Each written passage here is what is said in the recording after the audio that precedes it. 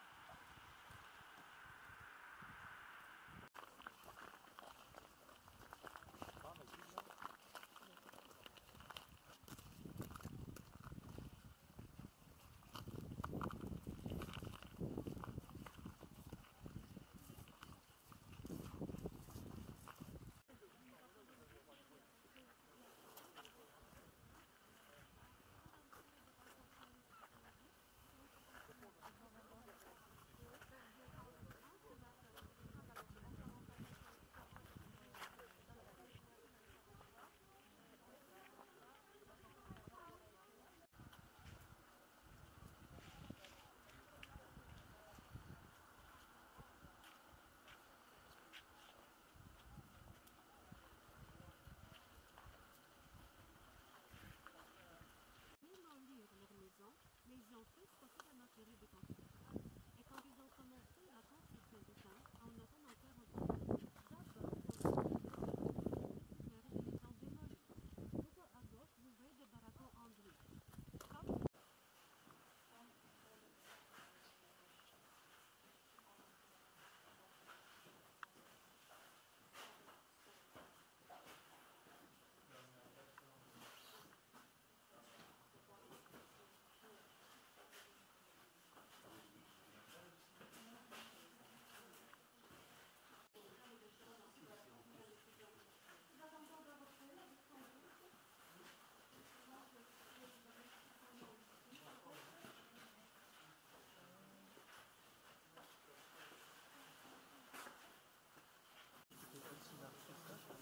Alors c'était sur 3 hauteurs, il y avait une dalle en béton en bois, et les deux autres étaient en bois, et on dormait à 6. Mais après c'était beaucoup moins large que ça. Hein.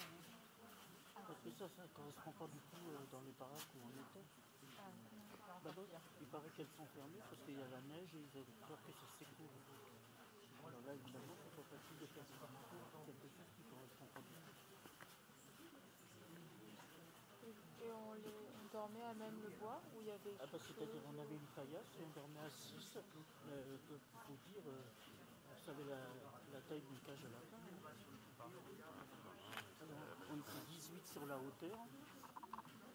Et il y avait des centaines pour ça. Vous voyez que les baraques elles faisaient à peu près, là on était à peu près 700 à 800 dans la baraque. Dans une baraque, vous étiez 700? Oui. C'est pour ça que c'est difficile à commenter parce que ça ne correspond pas du tout dans les baraques où on était. Ah. Alors, mais quand même, vous avez raconté comment vous avez vécu oui. dans le camp des femmes, bien sûr. Oui. Et puis je reste avec groupe et je l'explique. D'accord. Oui, parce que ça n'avait rien à voir. C'était, ça faisait quoi? On était à 6. 6, mais on dormait tête bêche parce qu'il n'y avait pas de la place pour 6 personnes. On était 18 en hauteur parce qu'il y avait une dalle en béton en bas avec une paillasse et il y avait 2 niveaux en bois. Donc on était 18 par hauteur et ça sur des centaines de mètres puisque la baraque elle contenait 700 à 800 personnes. Mais madame parle de baraquements en briques où il y avait des femmes. Parce que c'est la quarantaine pour les hommes. Oui, c'est pour ça que c'est difficile de commenter parce que vous voyez, j'étais jamais venu ici moi. Peut-être vous pouvez raconter l'heure du jour dans le camp des femmes, quelque chose comme ça, non? Oui. Oui, vous pouvez raconter, Hugo? Bah écoutez, je me souviens pas de la quarantaine. Oui. Je me souviens pas.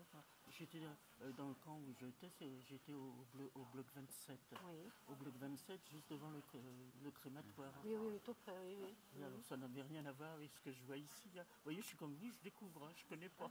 Esther, est-ce que tu peux du coup raconter peut-être ce que tu faisais dans le camp? Oui, le travail. La vie dans le camp. La vie dans le camp, c'est-à-dire que le matin on avait la pelle. Oui. Alors, vous voyez dans la gadoue comme ça. Alors on restait des heures parce que quand vous voyez l'étendue du camp, hein, il fait 170 hectares. Les Allemands, il fallait qu'ils comptabilisent toutes les baraques. tous les gens. Alors, quand il y avait des personnes qui étaient mortes pendant la nuit, il fallait sortir les cadavres, les allonger devant la porte, et on restait à l'appel comme ça pendant 2 heures, parce qu'il fallait comptabiliser toutes les baraques. Alors vous voyez, sur 170 hectares, or, des fois les appels duraient 3-4 heures, le temps qu'ils retrouvent, parce qu'ils comptaient, ils recomptaient jusqu'à temps qu'ils retrouvent toutes les personnes qui devaient être dans le camp. Alors ça, c'était l'appel le matin. Alors ça commençait à partir de 5h, 5h30, puis ça durait, comme ça durait. Alors après, on allait à la cuisine chercher l'eau colorée qui servait de café. Et enfin, c'était chaud, on avait le droit à une tranche de pain, un petit carré de margarine. Et là, après la quarantaine, on allait travailler. Alors nous, comme on venait d'arriver dans le camp, on était encore relativement en bonne santé, on travaillait dans les commandos extérieurs. Alors on sortait du camp. Vous voyez, on passait par l'allée centrale à l'époque. Oui. Vous voyez, la grande allée que... Bon, alors on faisait tout ça pour sortir du camp.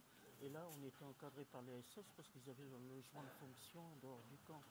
Et puis une capot qui suivait. Et puis, il ne faut pas vous dire, avec les capots, on n'avait pas le droit de marcher, il fallait courir. Hein. Alors évidemment, elle nous faisait courir avec les matraques derrière, alors on courait vite. Hein.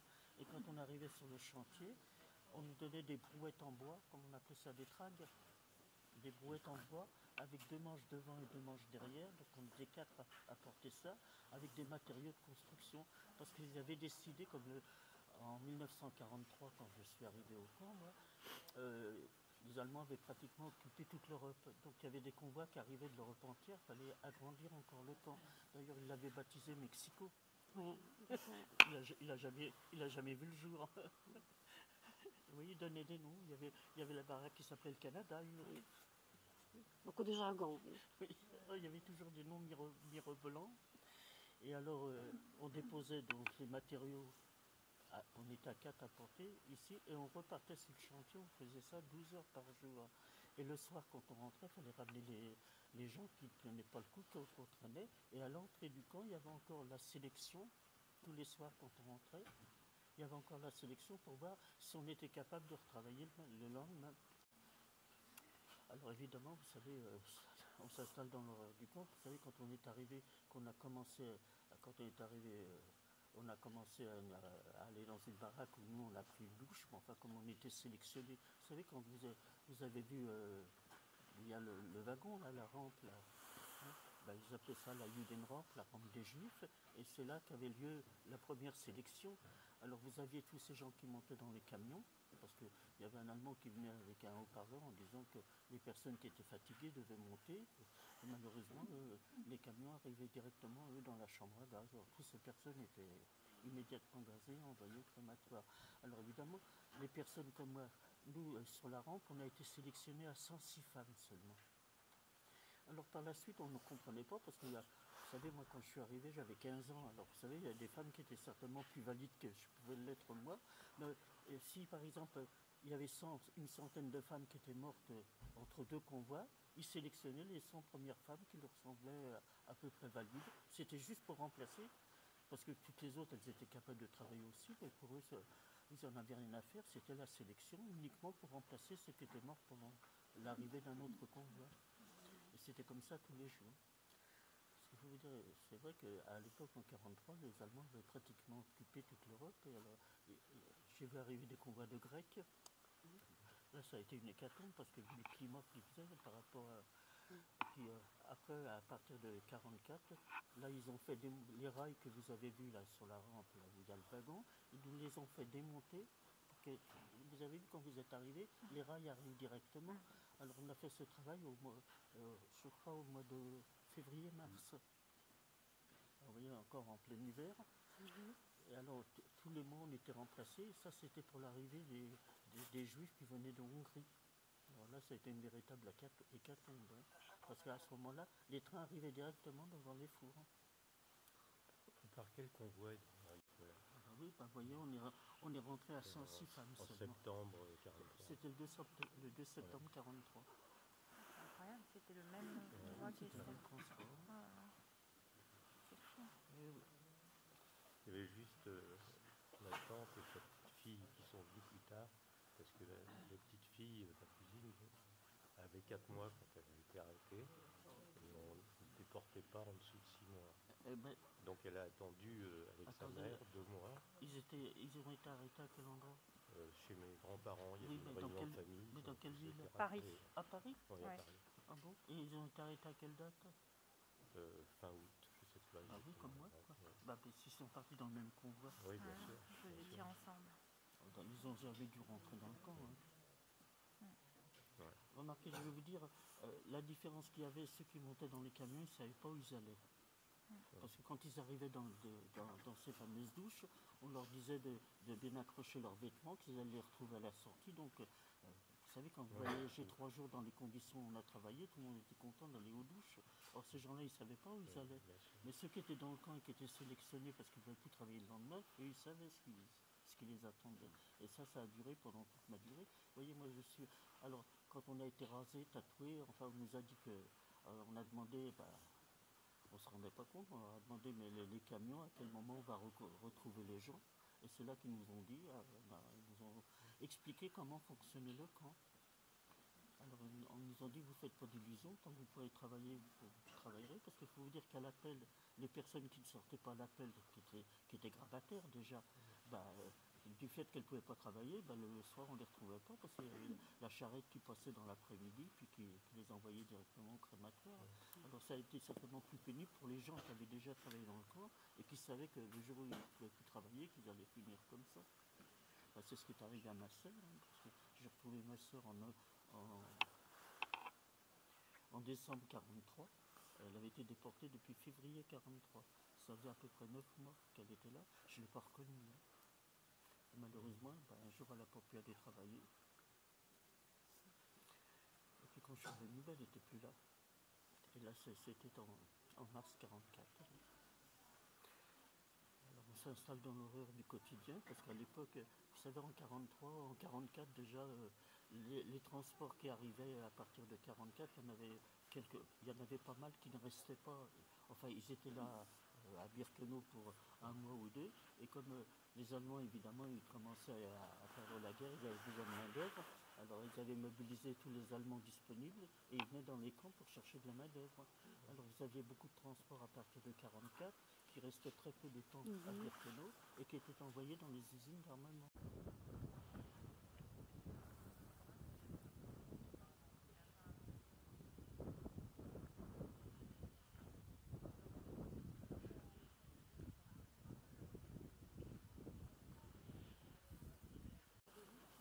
Bonjour à tous, mais à nouveau. Je vais donner la parole à Nathan Arfi, président du CRIF, et ensuite nous allons faire une courte cérémonie à laquelle chacun pourra se recueillir.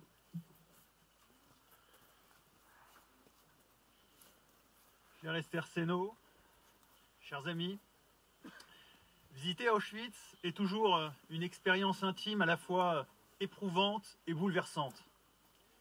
Éprouvante car il nous faut, malgré le froid, malgré la neige, nous extraire de notre cocon intérieur pour tâcher de saisir les explications historiques de nos guides, de notre rescapé, chère Esther, indispensable repère dans un lieu où précisément tous les repères de l'homme et de l'humanité ont été minutieusement effacés.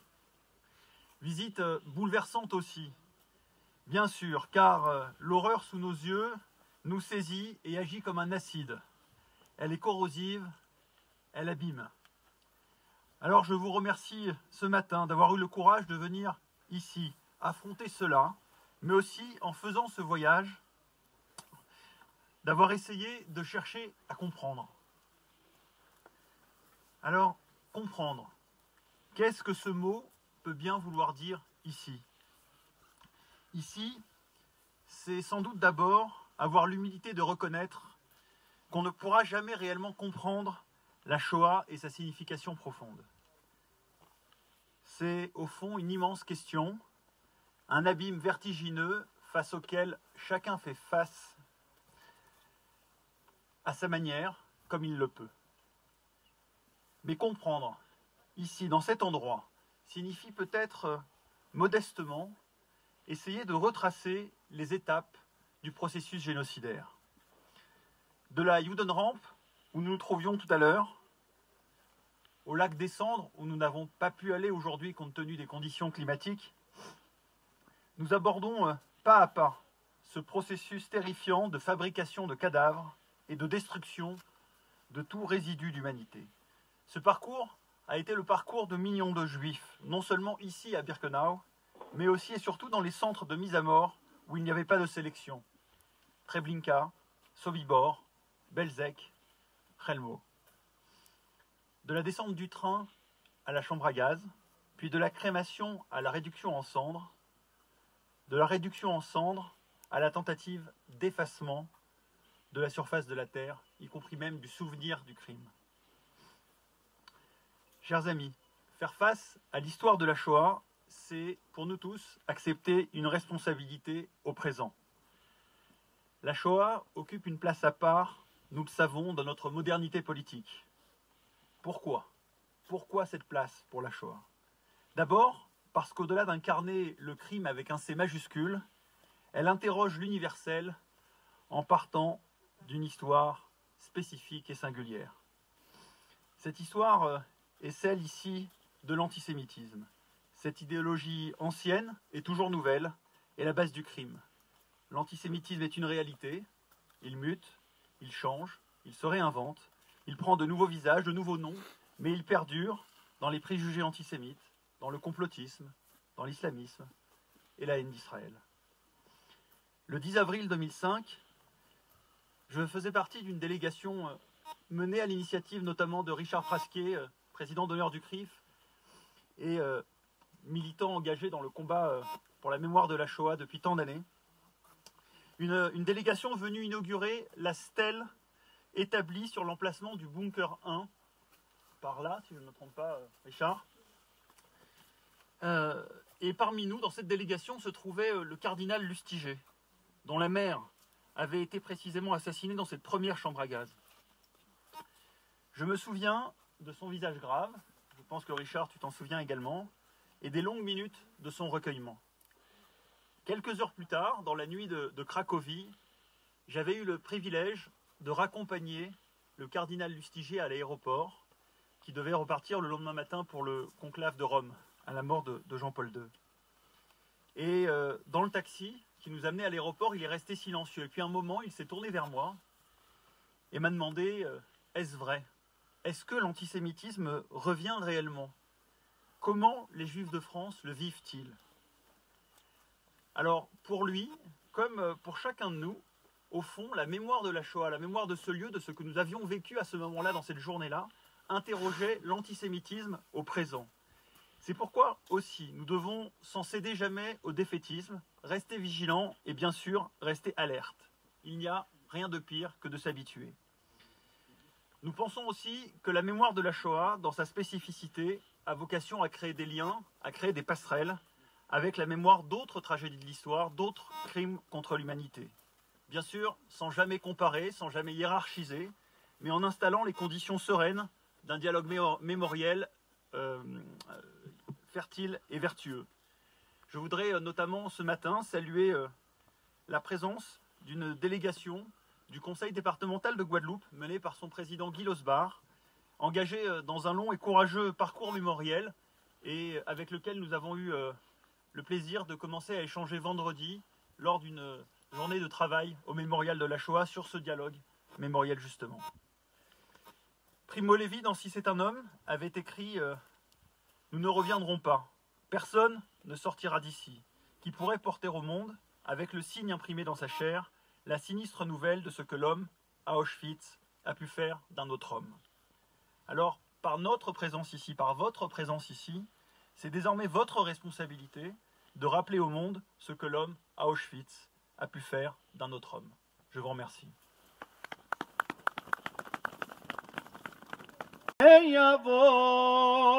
ואף על פי שיתממה עם כל הזה אחכה לו בכל יום שיבוא בכל יום שיבוא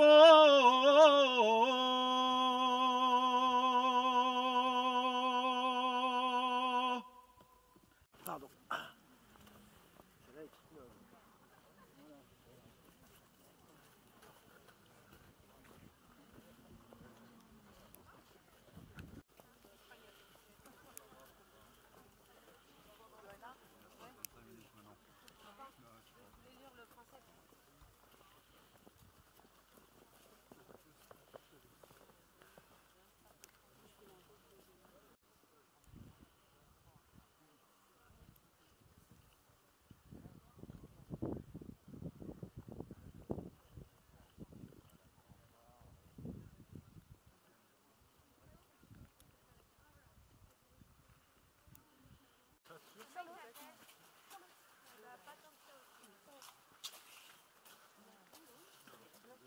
Ils ont laissé ça. Ah non. Sauf que c'est les écouteurs qui marchent pas.